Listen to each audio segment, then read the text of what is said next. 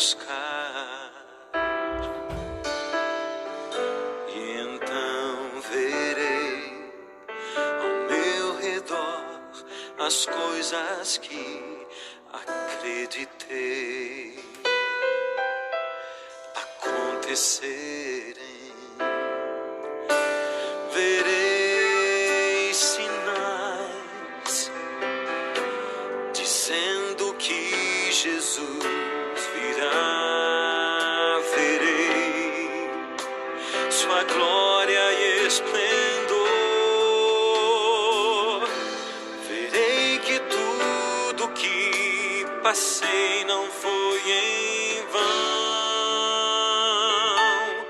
Quero estar pronto pra subir, andar no caminho rumo ao céu, onde a luz jamais se apaga, onde a paz e o amor jamais tem fim. Verei os meus irmãos, verei meus queridos que se foram, cantando o hino da vitória, louvando a Deus. Então terei um novo lar com coisas que ninguém jamais imaginou. E todo o mal que existe aqui vai acabar e nunca mais direi adeus. Posso imaginar que emoção será sentir o chão pouco a pouco se afastar. Estou indo ao meu verdadeiro lar. Quero estar pronto pra subir, andar no caminho até ao céu, onde a luz jamais se apaga, onde a paz e o amor jamais tem fim. Verei os meus irmãos, verei meus queridos que se foram, cantando o hino da vitória, louvando a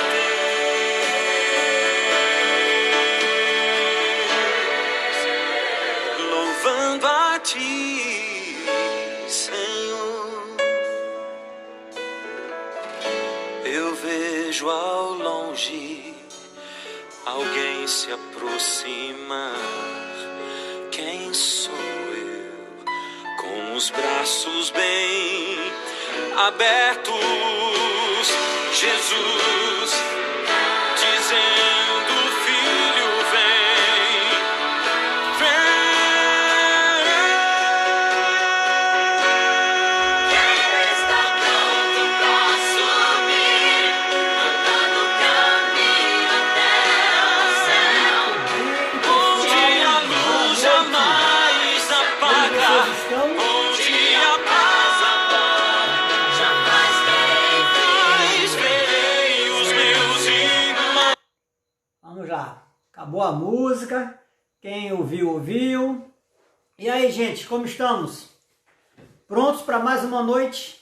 Prontos para aprendermos um pouco mais sobre a palavra de Deus, desvendarmos os mistérios da profecia? Hoje o dia foi uma bênção, viu? Hoje o dia foi uma bênção.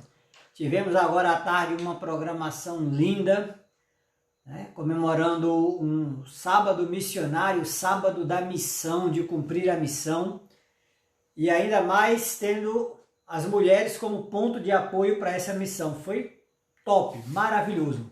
E agora vamos passar agora um tempo meditando, estudando um pouco mais a palavra de Deus. Gente, só enquanto o pessoal aí está entrando, né? para a gente compor aí a nossa classe bíblica, nosso grupo de estudos, de debates. Deixe-me só falar aqui para vocês que para mim está sendo uma alegria muito grande, uma honra poder passar esses momentos com vocês discutindo, conversando, argumentando, façam as perguntas. Como sempre, isso daqui não é uma live, isso aqui não é uma palestra, é uma conversa. Então, lança sua pergunta, questione, rebata, faça como você quiser, tá bom? A gente aqui respeita muito a opinião de vocês e queremos muito a opinião de vocês, tá certo? Vamos então fazer uma oração? Podemos orar então? Para a gente poder começar. Hoje a gente vai falar sobre a igreja de Sardes, a igreja de Filadélfia e a igreja de Laodiceia. E vamos ver o quinto e o sexto selo. Você vai dizer assim, ué pastor, mas você vai falar de 3 igrejas, mas só vai falar de 2 selos? Porque o 7º selo tem a ver com as 7 trombetas, e aí a gente vai deixar para estudar as 7 trombetas um pouco mais à frente. Se tudo der certo, amanhã a gente pode já começar a falar sobre as 7 trombetas, o início então do 7º selo. Caso contrário, então a gente tem que ver um pouco mais à frente, tá bom? Vamos orar então? Feche seus olhos e vamos falar com Deus. Senhor Deus, te agradecemos por esse momento. Obrigado, Senhor, por mais uma vez nos permitir estarmos aqui para descobrirmos os mistérios desta profecia, Senhor. Toma conta deste momento, abençoa cada um que está aqui conosco, virtualmente, mas continua cuidando de cada um, cuidando das suas famílias, nesse período de crise, nesse período de pandemia. Fica conosco, te rogamos por Jesus. Amém. Amém. Gente, só para dar aquela revisada, tá certo? Só para a gente dar aquela revisada, a gente viu domingo passado, a gente viu ali as igrejas do período da Idade Média, né? A gente viu como a igreja foi aos poucos se afastando do cristianismo, foi se afastando daquele cristianismo primitivo, puro, da igreja de Éfeso, como aos poucos o paganismo foi entrando ali e a igreja começou a adotar o status quo, né? Quando deixou de ser a igreja perseguida e passou a ser a igreja do império, e como ela começou a fazer concessões comprando fiéis, né? A gente chegou a ver que em determinado momento a igreja até oferecia dinheiro e roupa para quem quisesse ser batizado como cristão. E o resultado de tudo isso foi que a apostasia, práticas do paganismo foram introduzidas. Essas práticas do paganismo eram simbolizadas por 3 indivíduos, né? A gente viu os nicolaítas, nós vimos também o Balaão, né? Balaão e por fim Jezabel, que é a primeira das 3 mulheres que aparecem no Apocalipse. Agora nós vamos conversar um pouco agora sobre as 3 últimas cartas para as 3 últimas igrejas. Começando então pela igreja de Sardes. Eu tinha separado aqui o material, mas não estou mais encontrando os papeizinhos. Não, era Sardes.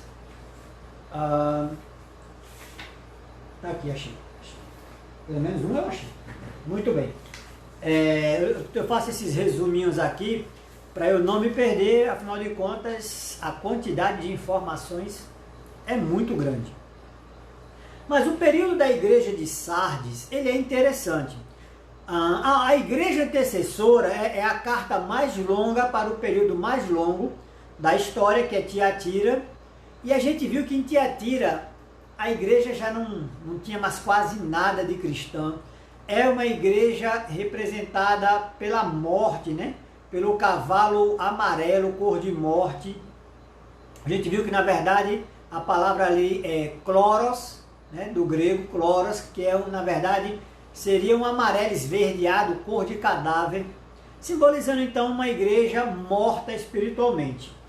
Nós vemos que esse período da idade da igreja de Tiatira, ele vai até o início da reforma. Porém, tem uma coisa muito, mas muito curiosa aqui na igreja de Sardes. É que Sardes é a igreja também de um período morto. Ué, mas não é uma igreja do período da reforma? A gente vai chegar nesse ponto. Abra aí a tua Bíblia, por favor, no capítulo 3 de Apocalipse. Vamos ler a carta, tá, para a igreja de Sardes, e aí a gente vai poder então entender melhor e debater melhor. Tá bom? A igreja de Sardes, Apocalipse capítulo 3. Abre aí. Já achou? Achou? Podemos ler? Ao anjo da igreja de Sardes escreve: isso diz o que tem os 7 Espíritos de Deus e as 7 estrelas. Conheço as tuas obras. Tens nome de que vives, mas estás morto. Sê vigilante e confirma o restante que está para morrer, pois não tenho achado as tuas obras perfeitas diante do meu Deus. Lembra-te, pois, do que recebestes e ouvistes. Obedeça-o e arrepende-te. Mas se não vigiares, virei sobre ti como um ladrão, e não saberás a que horas sobre ti virei. No entanto, também tens em Sardes algumas pessoas que não contaminaram suas vestes. Elas comigo andarão vestidas de branco, pois são dignas. O que vencer será vestido de vestiduras brancas. De maneira nenhuma riscarei o seu nome do livro da vida, mas confessarei o seu nome diante do meu Pai e diante dos seus anjos. Quem tem ouvidos, ouça o que o Espírito diz à igreja. Gente, quanta informação tem aqui nessa carta. Veja só, vamos começar assim. Primeiro, quem era essa igreja de Sardes? Sardes o significado da palavra Sardes é remanescente, é aquele que resta, o que sobrevive. Então a igreja de Sardes é a igreja que sobreviveu ao período de Tiatira. É a igreja que inicia com a reforma. Mas é interessante porque aqui ele diz assim, a carta já começa dizendo, olha, você tem nome de viva, porém você está morta. Como assim? É porque o período da reforma, ali o início da reforma protestante, é um período em que se faz um reavivamento, se faz uma reforma espiritual, porém, essa reforma a gente pode fazer um paralelismo com a reforma do rei Josias.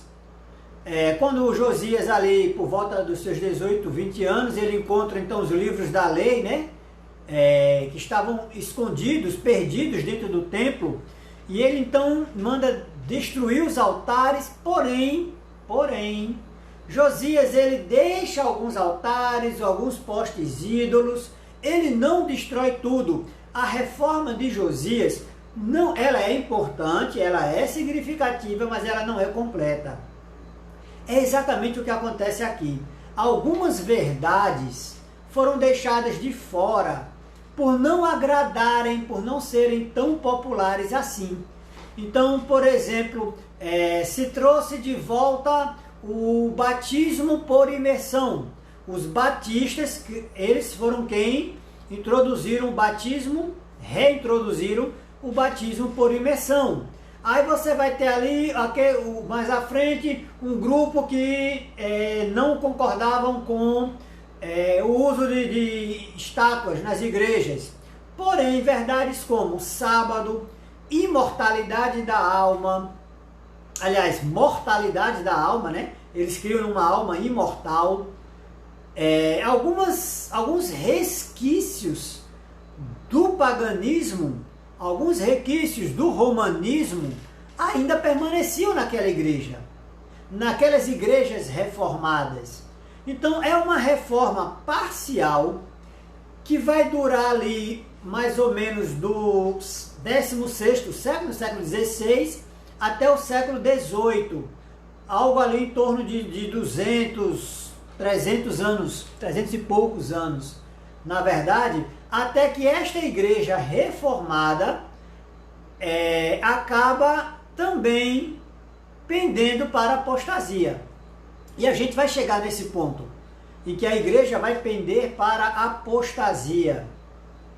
Mas esse é um fator interessante, porque a igreja da reforma ali, né, quando Martinho Lutero prega ali as suas 95 teses contra a venda de indulgências e justificação pela fé, é ali no dia 31 de outubro de 1517, essa é a igreja que deveria ter recolocado Cristo no centro da igreja. Porém, Sardes é o período da igreja em que Cristo começa a sair de vez da igreja. A gente viu ali que no período de Tiatira, muita coisa foi introduzida. A ascensão de Maria, Maria como sendo intercessora, né? A gente viu ali o surgimento dos santos. Mas Cristo ainda brigava ali no meio, como ele sempre mantém um remanescente, e aqui em Sardes, nós vemos que ainda há no meio de Sardes alguns que mantêm as vestes brancas, e aí as vestes brancas é a pureza do Evangelho, né? É a fidelidade à palavra de Deus. Então a gente percebe aí nesse período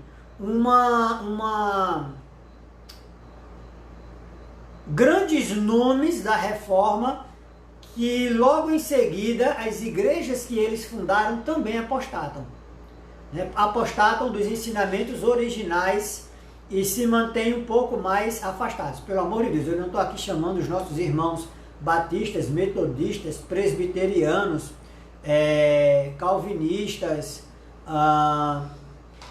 anglicanos de apóstatas, pelo amor de Deus, não é isso. Eu estou dizendo que essas igrejas não adotam a palavra de Deus como um todo, tá? Por exemplo, elas continuam na guarda do domingo, é um exemplo clássico disso, né? Continuam na guarda do domingo, mesmo que não haja base bíblica alguma para essa guarda. É apenas tradição herdada do catolicismo, tá? Ainda é o que a igreja mãe passou para as suas, entre aspas, né, reformadas filhas, tá bom? Falando ainda disso, esse período de Sardes, ele é o período também que começa a surgir o que a gente vai chamar aqui de, deixa eu achar aqui a palavrinha, por favor, cadê? Reformismo, tá? O que existe agora, aliás, é o racionalismo científico. Ali por volta do século 17 para 18, então as pessoas começam a achar que, na verdade, o que é que acontece ali?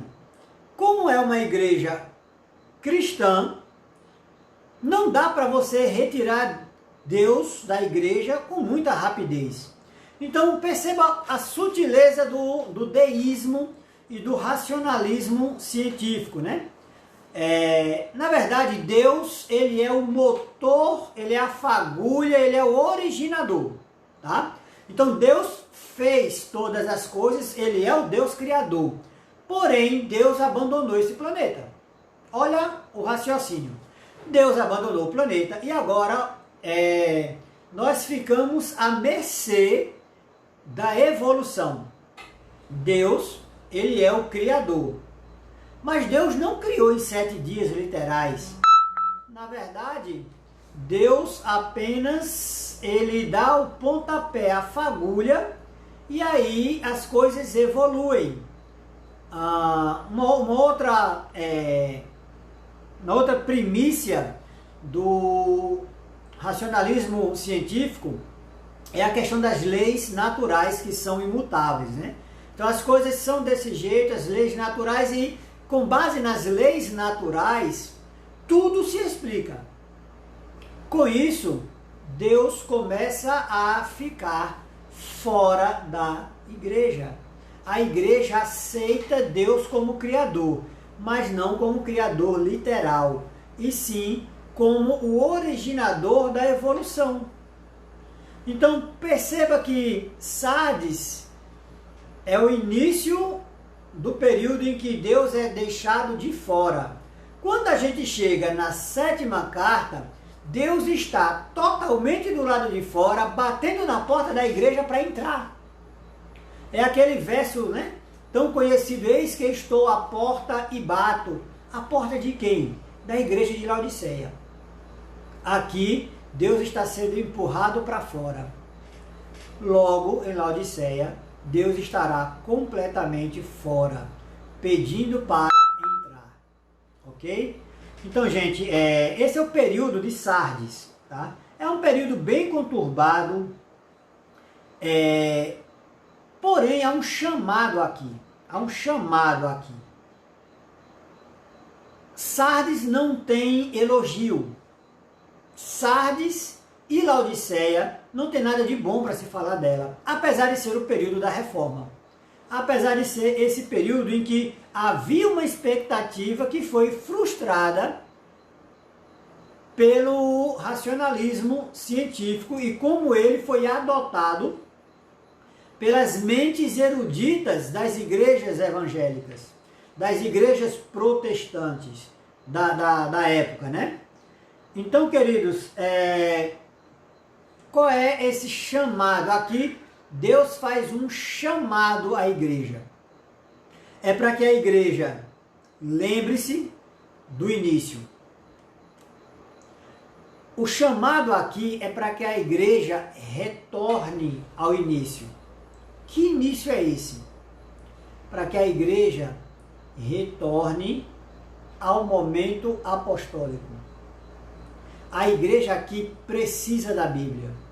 É uma igreja carente da palavra de Deus, apesar de ser a igreja da reforma.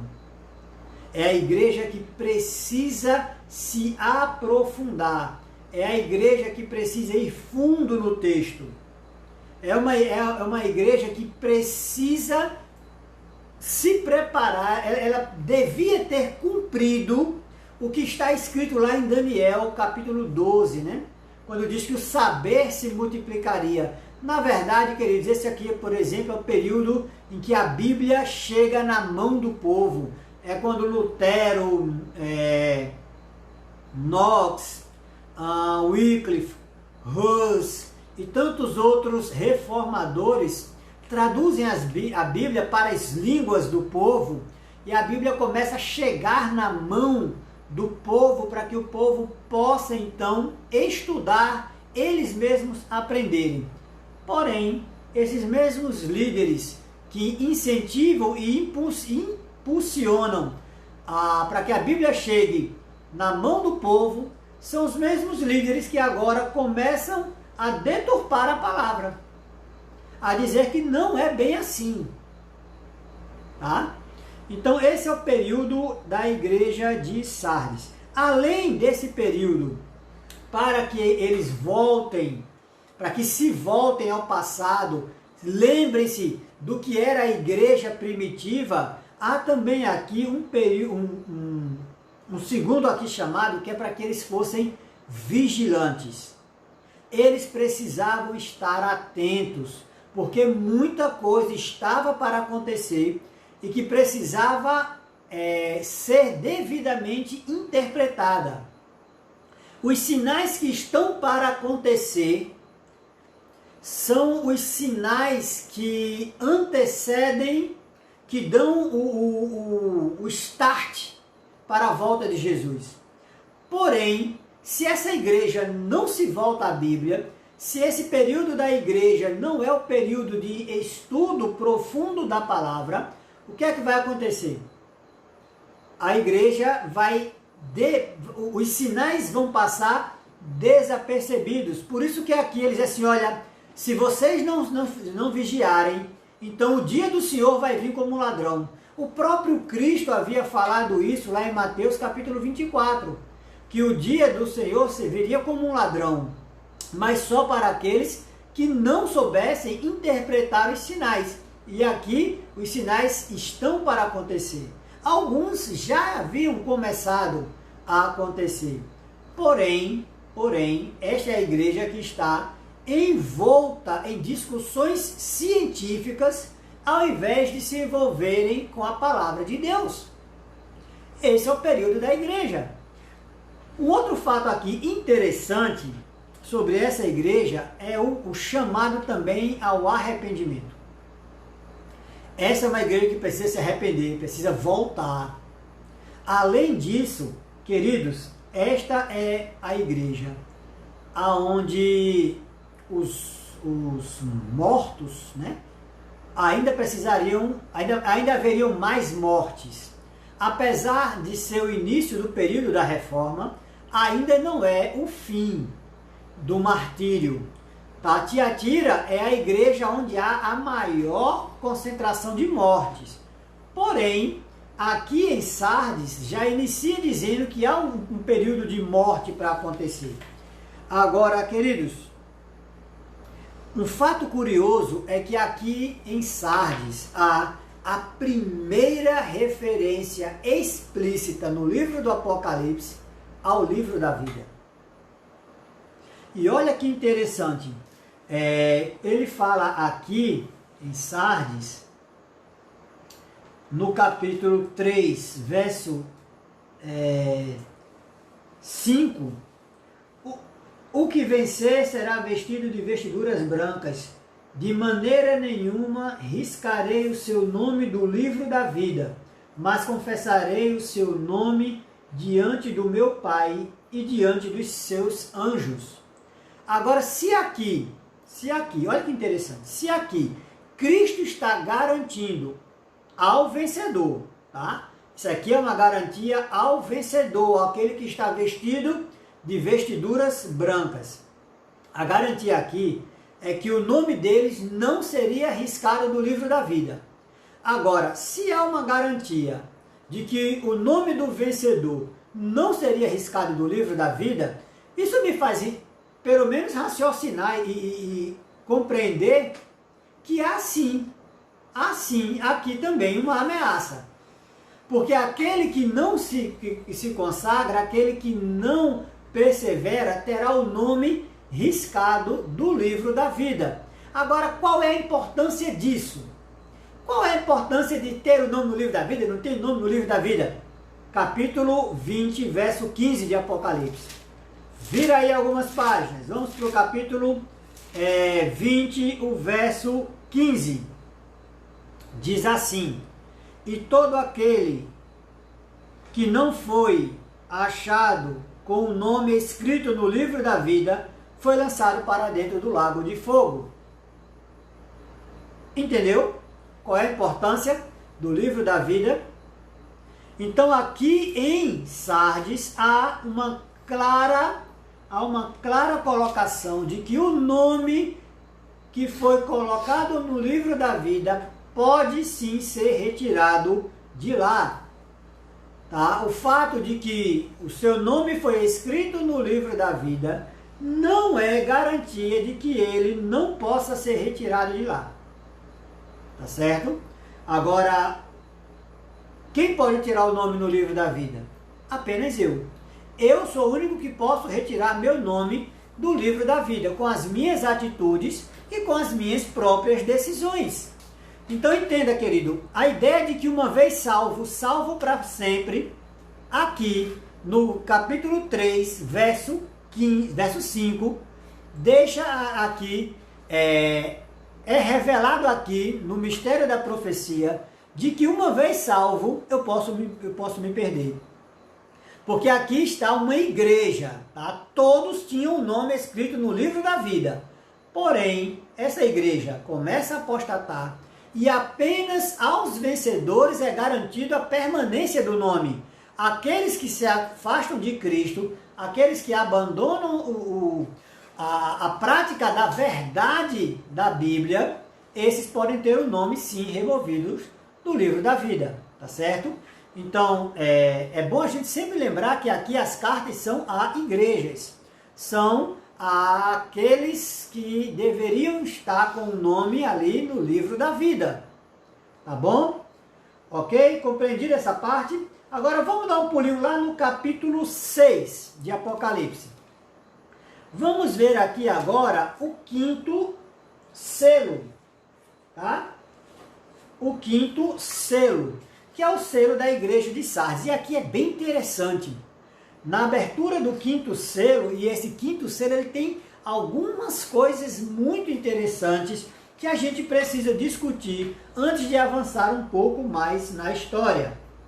Capítulo 6 de Apocalipse, versos 9 e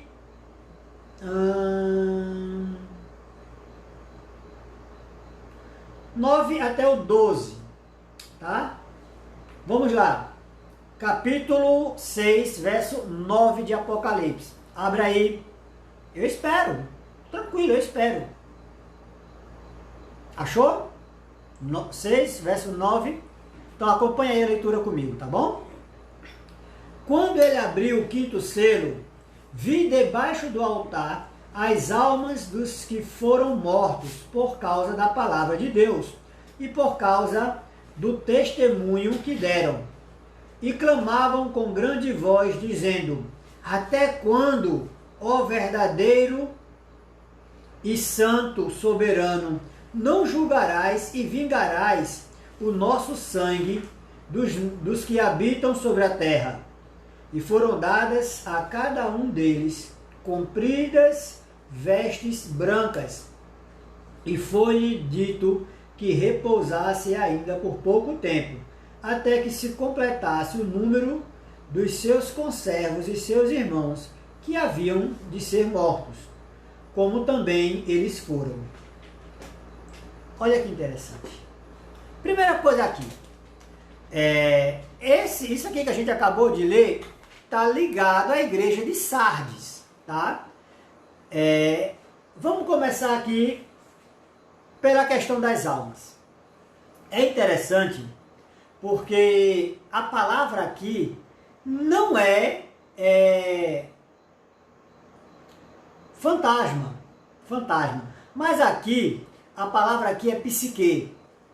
Psique é a consciência, ou seja, aqui estas almas são conscientes, tá? Então, psique não pode ser tido como fantôma. Fantôma é fantasma. Por exemplo, quando Jesus vinha caminhando sobre as águas, os discípulos disseram, se fossem gregos, eles falavam aramaico, mas é um fantôma, é um fantasma. Aqui a palavra é psique, e psique é consciência, tá? É o ser humano, é a pessoa. Em psicologia, o ser humano, a pessoa, ela é analisada, ela é vista como a sua psique, tá? Que é a pessoa. Então aqui não é aquela ideia de fantasmas ou de quem morreu e foi para a glória. Porque imagine que céu era esse para eles, hein? O céu em que eles iam ficar o tempo inteiro se martirizando, se lamuriando porque não haviam sido vingados. Que céu terrível seria esse? Fato curioso também é que essas pessoas, elas estão na base de um altar. Elas estão em um altar. No santuário do Antigo Testamento, haviam 2 altares. Um ficava fora do santuário, no átrio.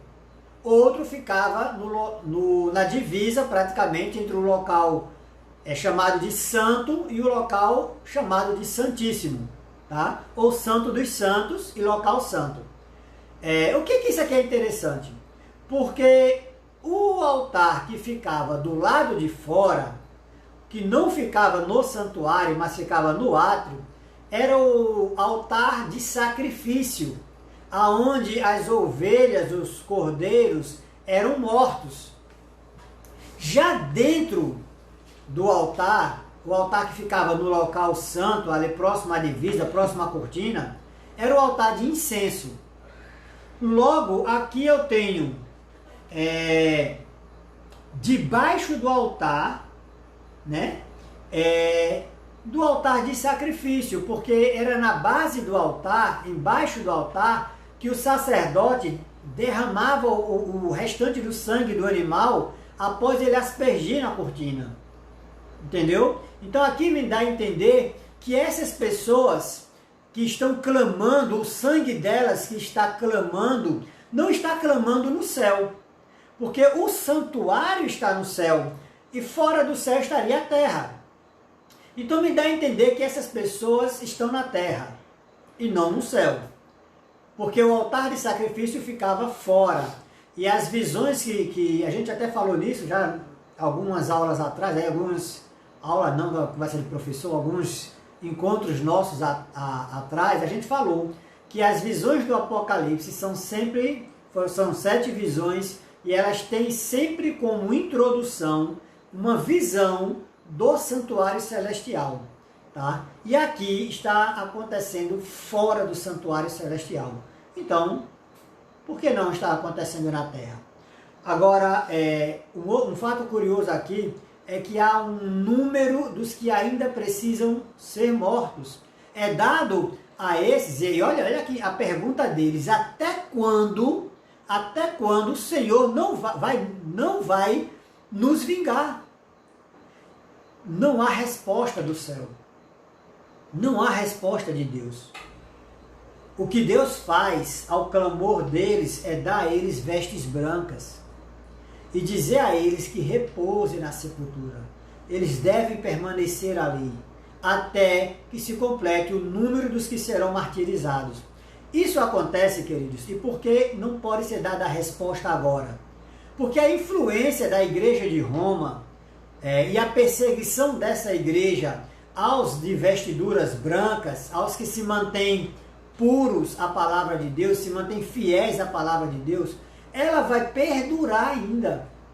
Tá? Ela ainda avança, a influência do papado, ela avança ainda até 1798, quando Pio VI, então, é preso, né? Ele é retirado do poder por Napoleão Bonaparte. Então essa é a igreja, e esse é o período em que é dito às testemunhas da igreja de Tiatira. Olha que interessante. Aqui há um diálogo com a igreja de Tiatira, com o período do quarto selo, dizendo àqueles que morreram nas arenas e que morreram sob a édes do Tribunal do Santo Ofício, tá? Daqueles que foram queimados, que foram torturados, que tenham calma e descansem, porque ainda há alguns para serem martirizados.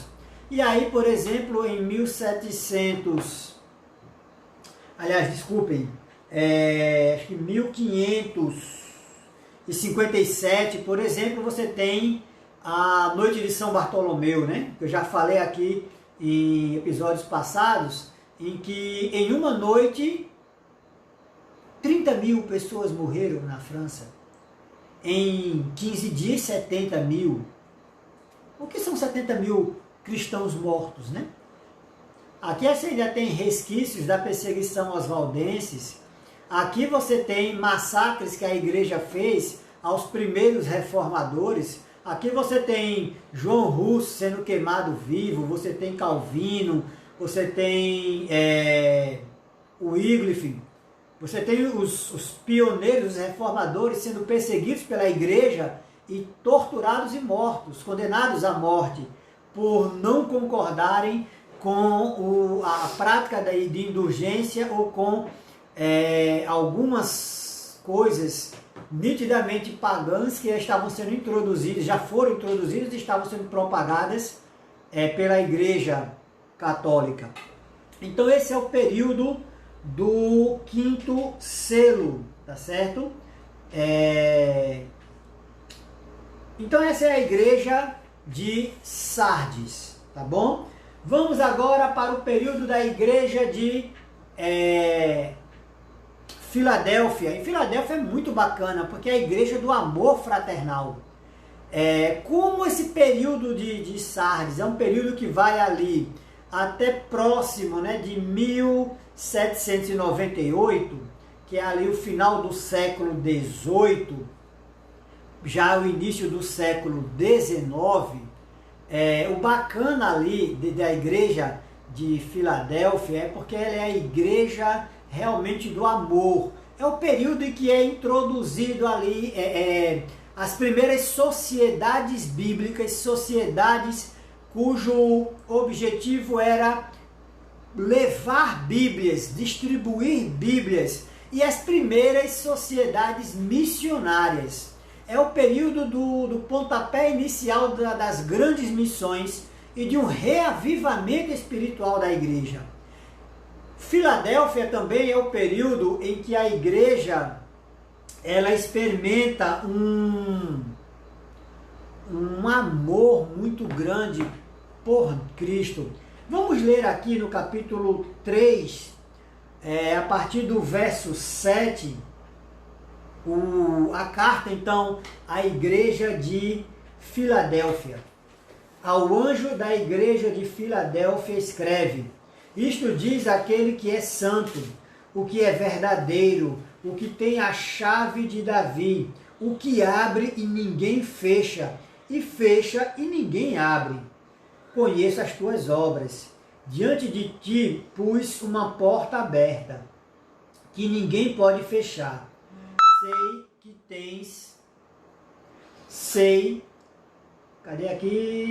que tens pouca força.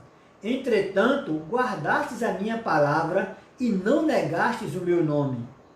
Aos da sinagoga de Satanás, aos que se dizem judeus e não são, mas mentem, farei que venham e adorem prostrados a teus pés, e saibam que eu te amo.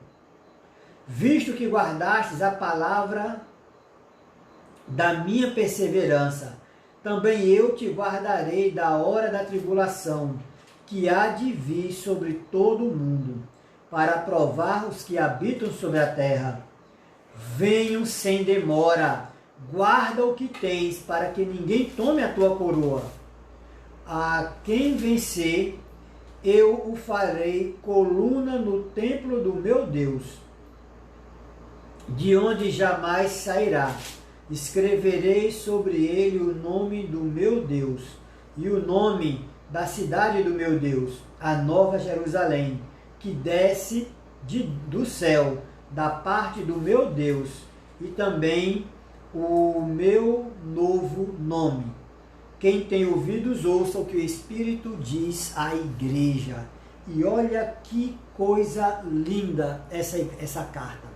Olha que coisa boa. Percebeu que não tem aqui nenhuma repreensão? Não tem aqui nenhum período de lamúria ou de, olha, eu tenho contra ti, porém. Não há um porém aqui.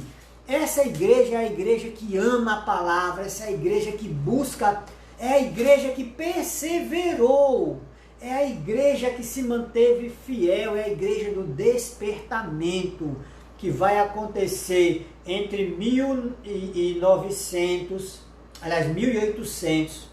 até 1844. Tem alguma pergunta aqui? A irmã Teresa está perguntando se vai falar sobre todas hoje. Você acha que vai dar tempo? Eu vou, pelo menos, O que é que você vai falar? a gente vai, porque foi perguntado aqui se vai dar tempo de falar de todas as igrejas. As igrejas até que vai ser fácil, difícil, por isso que eu só vou falar de um selo, tá bom? Se eu passar aqui vai ser pouquíssima coisa. Eu vou tentar aqui ser mais objetivo nas duas cartas e no último selo. Até porque é bem tranquilo agora esse período, tá? A sexta carta, Filadélfia, corresponde ao sexto selo. Então, Filadélfia é a igreja do reavivamento espiritual, é a igreja que busca, é a igreja que cumpre o que Sardes não cumpriu, que é o período onde o saber se multiplicaria. É o período em que se estuda a fundo 2 livros que nós já começamos a estudar aqui. É o período de Daniel e Apocalipse. O saber se multiplicaria. O livro de Daniel, que havia sido selado pelo profeta, agora o selo é aberto. E o livro de Daniel agora é um livro que é conhecido, é estudado, é esmiuçado em paralelo com o livro do Apocalipse. A Bíblia agora ganha uma força muito grande. É o período das missões. É o período ali, por exemplo, Carey, né? Agora me fugiu o primeiro nome, se é Jim Carey, não. É alguma coisa assim. Me fugiu o nome dele, que é chamado o pai das missões modernas. Ele vai para a Índia, né? Ele é mandado como missionário para a Índia. E ele agora consegue traduzir, ele vai traduzindo a Bíblia ali. A Índia é uma verdadeira torre de Babel, né? De dialetos. E ele começa agora a traduzir a Bíblia para mais idiomas, para que mais pessoas possam ter acesso à palavra de Deus. É um período de despertamento fantástico. Vamos agora lá para o capítulo 6, tá certo? A partir do verso 12, porque agora a gente vai complementar esse período com algumas informações muito importantes. Agora no capítulo 11, aliás, no capítulo 6, o verso 12. Olhei enquanto ele abria o 6º selo. Houve um grande terremoto. O sol tornou-se negro como um saco de crina. Aliás, um saco de silício. E a lua tornou-se como sangue. As estrelas do céu caíram sobre a terra, como quando a figueira, sacudida por um vento forte, deixa cair seus figos verdes. O céu recolheu-se como um pergaminho quando se enrola, e todos os montes e ilhas foram removidos dos seus lugares. Os reis da terra, os grandes, os chefes militares, os ricos, os poderosos e todo escravo e todo livre se esconderam nas cavernas e nos penhascos dos montes. E diziam aos montes e aos rochedos: caí sobre nós e esconde-nos do rosto daquele que está sentado sobre o trono e da ira do Cordeiro. Pois é vindo o grande dia da ira deles, e quem poderá subsistir? Que lindo isso aqui! Olha que curioso, este selo, ele começa trazendo sinais no sol, na lua, nas estrelas, terremotos. A gente já estudou sobre isso lá em Mateus 24, não foi isso mesmo? Mateus capítulo 24, deixa eu só avançar aqui e eu vou aqui mostrar para vocês Mateus capítulo 24, a partir do verso 28, 29, por aí, tá? Vamos lá? Mateus capítulo 24, verso 29. E a gente vai ver aqui um paralelo bem interessante entre o que Cristo falou e o que agora está sendo apresentado no selo, tá? E já que ali eram alguns sinais que antecederiam a volta de Cristo, este 6º selo então está relacionado diretamente ao que aconteceria na volta de Jesus. Verso 29. Logo depois da aflição daqueles dias, o sol escurecerá, a lua não dará sua luz, as estrelas cairão do céu e os corpos celestes serão abalados. Então aparecerá no céu o sinal do Filho do Homem, e todos os povos da terra se lamentarão, e verão o Filho do Homem vindo sobre as nuvens do céu, com poder e grande glória. Não parece aqui uma repetição, e com um pouco mais de detalhes, do que está para acontecer. Agora, é importante a gente entender aqui que este período do sexto selo é o período que abrange, na verdade, duas igrejas. Laodiceia, né? Filadélfia e Laodiceia. Quando ele fala aqui em um grande terremoto, 1º de novembro de 1755 é a data em que ocorre o grande terremoto de Lisboa. E você vai dizer assim, pastor, peraí, está dizendo essa data aí, mas teve um monte de terremotos já antes, tiveram muitos terremotos depois. Verdade, verdade. Quem foi que disse que esses sinais não poderiam se repetir? A questão aqui é a seguinte, o terremoto de Lisboa, ele tem esse nome porque o epicentro dele é em Lisboa, né? Capital de Portugal. Mas, quando foi que a gente ouviu falar de outro terremoto que aconteceu na Europa e que foi sentido na América, na Ásia, até na Oceania e na África? Um terremoto que foi sentido em todos os continentes. Um terremoto que foi de 8.7 a 9 na escala Richter, que vai até 10. Sendo que 10, o planeta se desfaz. Foi o maior terremoto já registrado na história. Pode ter havido um terremoto maior no passado? Pode, mas não foi registrado. Tá? É interessante, queridos, porque há relatos deste terremoto na Holanda, na Suécia, na Alemanha, na Inglaterra, na Irlanda, na China, em alguns países da África e até mesmo na Europa, na América. Há relatos deste mesmo dia, um terremoto que foi sentido na América do Norte. Então entenda, este terremoto de 1º de novembro de 1755, ele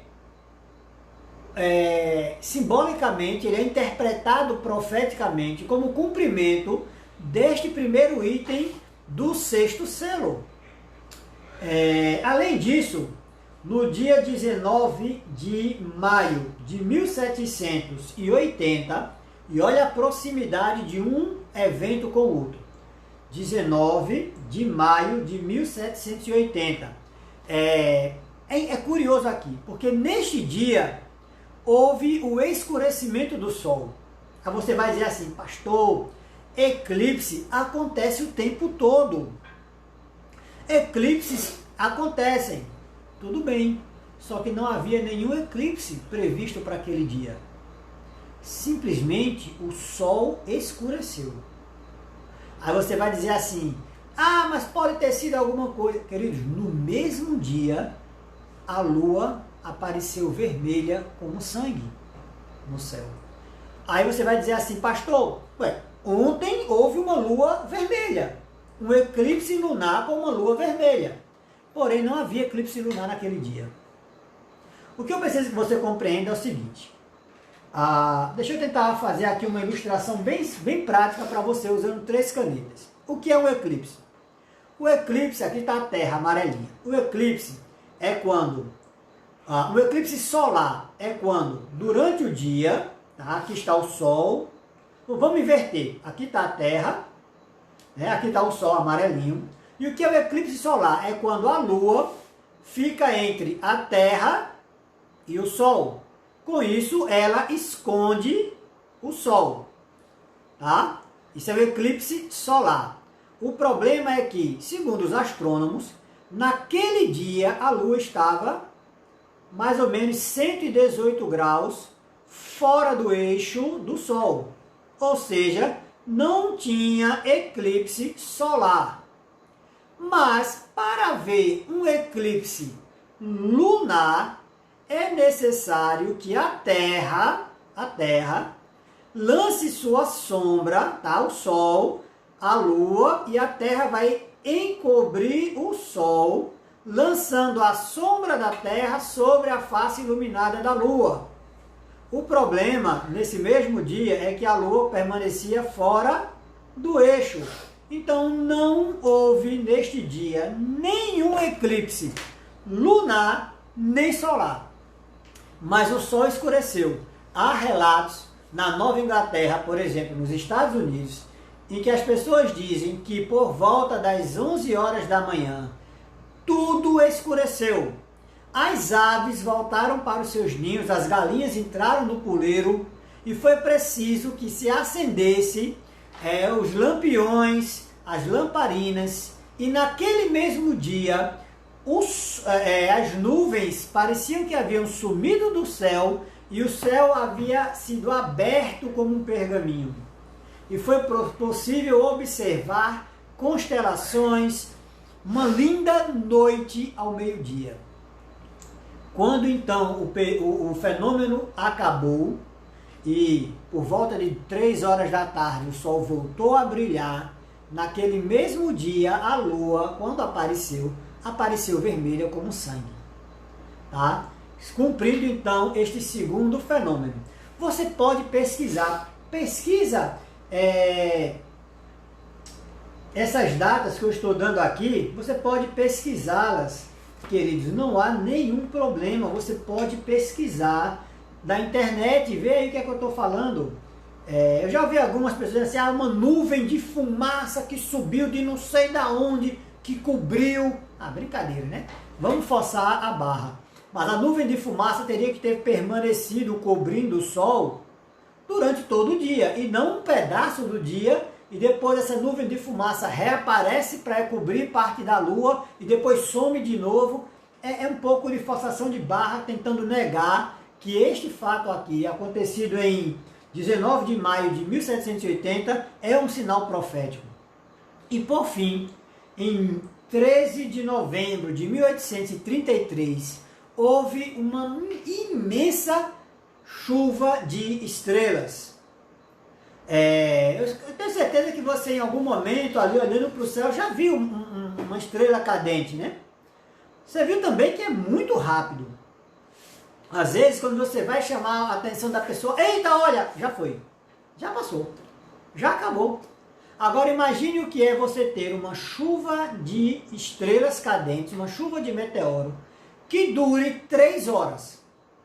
Durante 3 horas, parecer que estava chovendo de verdade estrelas. Não era uma que passava aqui e outra que passava ali. Uma imensa e intensa chuva de meteoros que está registrado, tá, nos jornais da época.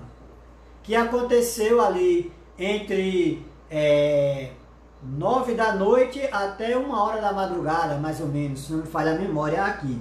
Tá certo? Então tudo isso corrobora para o cumprimento da primeira etapa do selo, do 6º selo, tá certo? Porém, o final do 6º selo, ele culmina com uma pergunta. E esta pergunta é importante. Ela é tão importante que o capítulo 7 de Apocalipse é todo dedicado a responder essa pergunta. Você já pensou nisso? Essa pergunta é tão importante que o capítulo 7 todinho é dedicado a responder esta pergunta. E é justamente no capítulo 7 que está o ponto central do livro do Apocalipse, que é justamente responder esta pergunta. A pergunta é: pois, vindo o dia da ira de Deus, quem poderá subsistir? Quem pode estar vivo, quem pode estar de pé no dia da ira do Senhor, no dia do juízo final? E o capítulo 7, ele inicia exatamente, e todo o capítulo 7, é por isso que o 7º selo, ele só vai aparecer no capítulo 8. Isso aqui é chamado de interlúdio, ou seja, é uma pausa que se dá, na verdade, àquela visão para chamar a atenção para algo importante que vai acontecer dentro do período e depois da continuidade.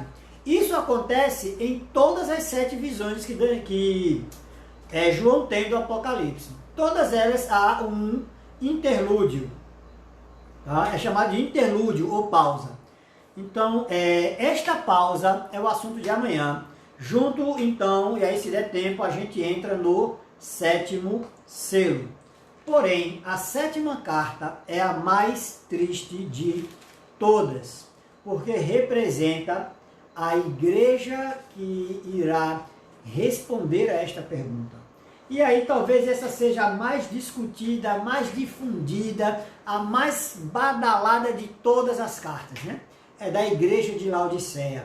Laodiceia é uma linda cidade, conhecida por suas águas termais, mornas, deliciosas para um banho, mas totalmente impróprias para o consumo.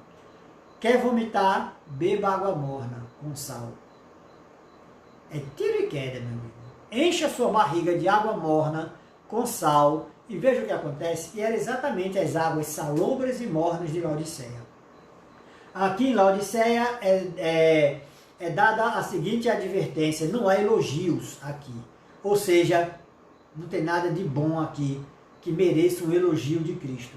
Mas há aqui reprovação e advertência. A reprovação é pela falsa crença, pela hipocrisia dessa igreja. Ah, eu sou rica, abastada, não preciso de nada. Eu sou a igreja que vai ver Jesus voltar. Eu sou a igreja que vai terminar a obra do Evangelho. Eu sou a igreja que vai... Querido, a reprovação é: não sabes tu que és pobre, miserável, cego e nu. A igreja rica, na verdade, é uma igreja pobre da palavra de Deus, é uma igreja paupérrima da palavra de Deus. E você sabe o que eu estou falando, na verdade. É a igreja que não estuda mais a Bíblia, é a igreja que troca a Bíblia pela ciência. Curiosamente, é a igreja que deixou Cristo totalmente de fora. É a igreja que segue ensinamentos, doutrinas de homens.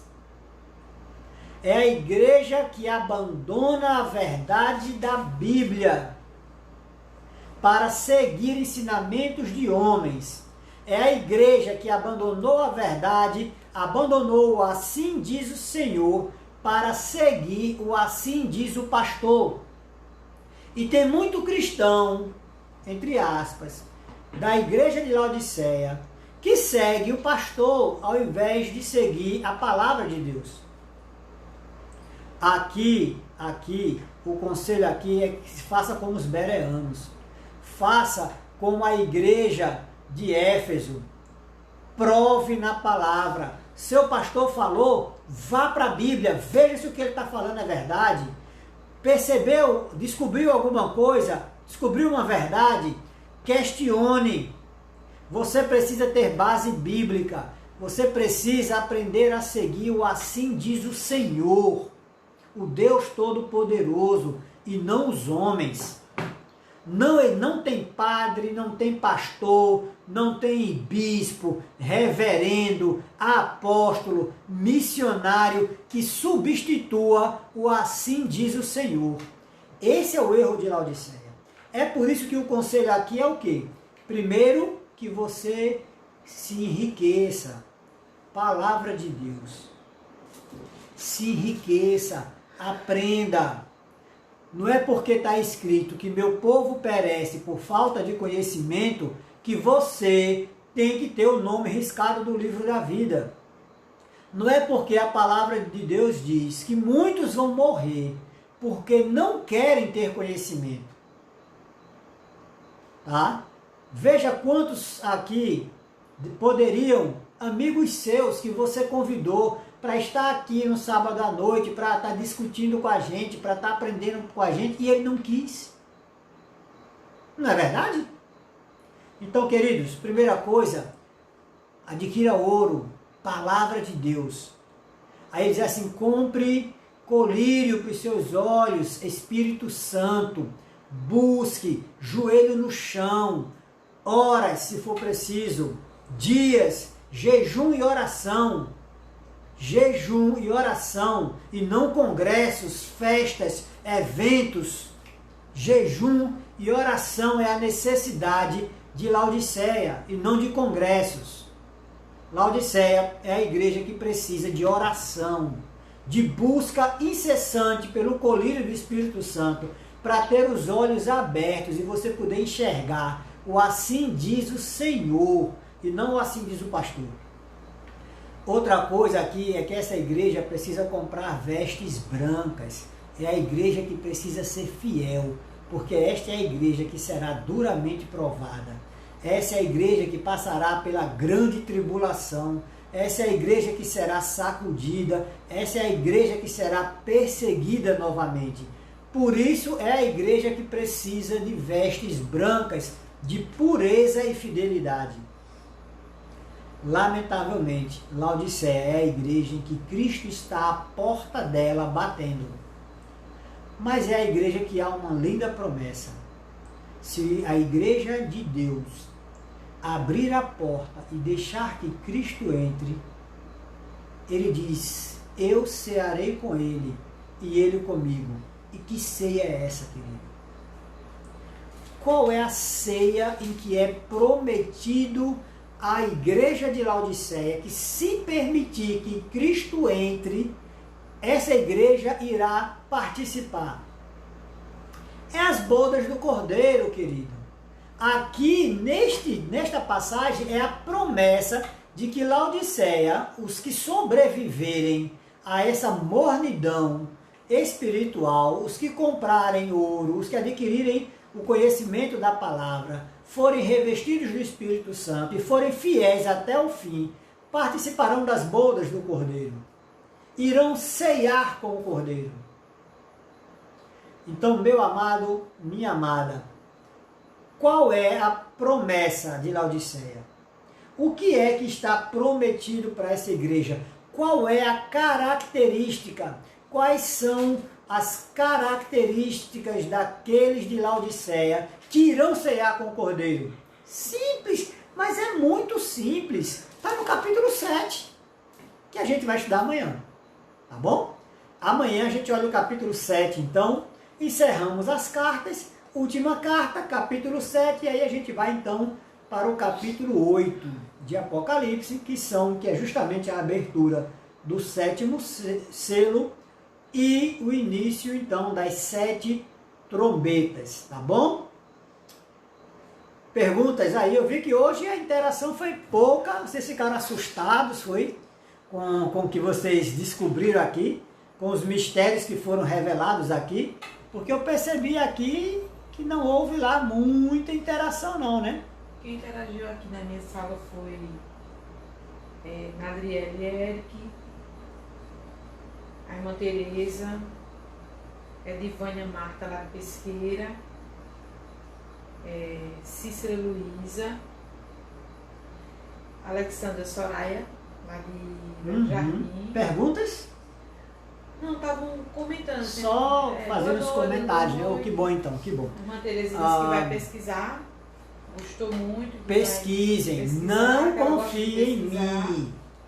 Vão pesquisar, vão para a Bíblia, vão para a história, pesquisa na internet. Gente, vocês não precisam ficar só com o que eu estou falando, não.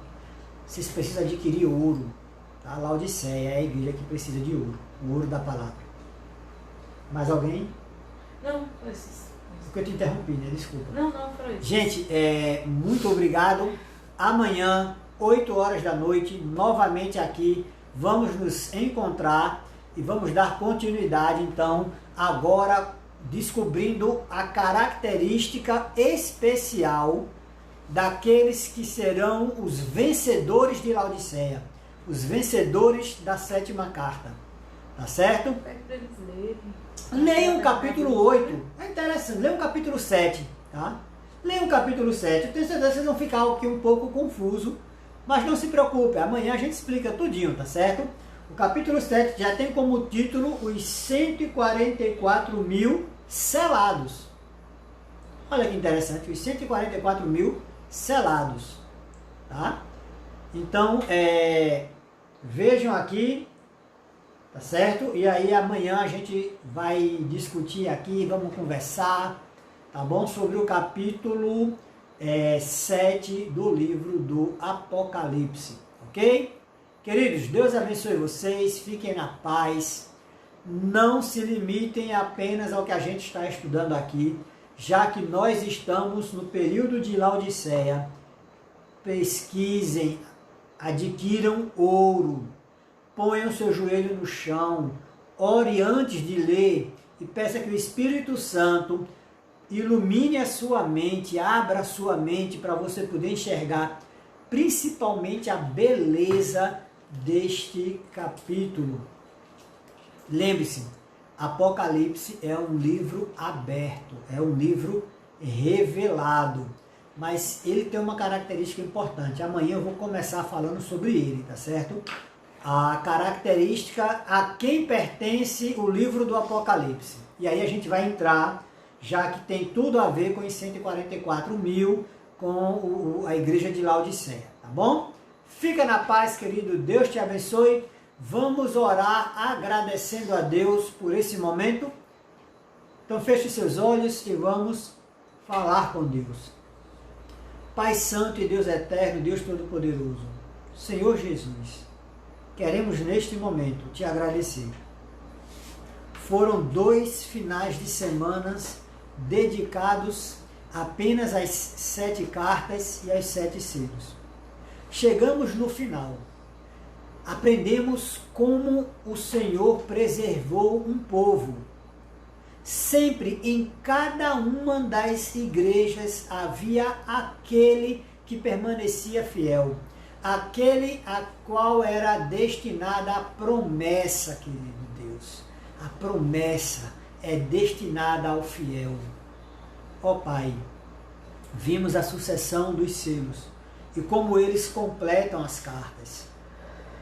Mas queremos voltar lá no 2º capítulo de Daniel, ou no capítulo 7 de Daniel, ou no capítulo 8, ou no capítulo 9, porque lá no livro de Daniel nós começamos a aprender e vimos agora nas cartas e nos selos que o Senhor não abandonou a igreja. O Senhor não se afastou do seu povo. Mesmo que a igreja tenha tomado caminhos da apostasia, mesmo que a igreja tenha expulsado a Cristo do meio dela, quando a igreja se afastou de Cristo, o Senhor passou a preservar um povo, não mais uma igreja, mas um povo. Glórias sejam dadas ao eterno e poderoso Deus que não desamparou a sua igreja, não desamparou o seu povo. Pai, muitíssimo obrigado. Agora queremos uma noite de paz, de tranquilidade, de alegria, sabendo que o Senhor está cuidando de nós, que mesmo no meio dessa pandemia podemos descansar nos braços do Pai, porque o Senhor tem cuidado de nós. O Senhor nunca nos desamparou. Fica, Senhor Deus, com cada um dos teus filhos. Perdoa os nossos pecados e nos ajuda. Nós te rogamos em nome de Jesus. Amém. Amém. Meu irmão, minha irmã, Deus te abençoe. Até amanhã, 8 horas da noite, tá bom? Às 20 horas nos encontraremos aqui. Seja pontual, que eu vou ser pontual também, tá certo? Nem que eu bote ali só uma musiquinha para quando vocês chegando e entrando no clima da nossa conversa. Tchau, tchau, Deus te abençoe e até amanhã.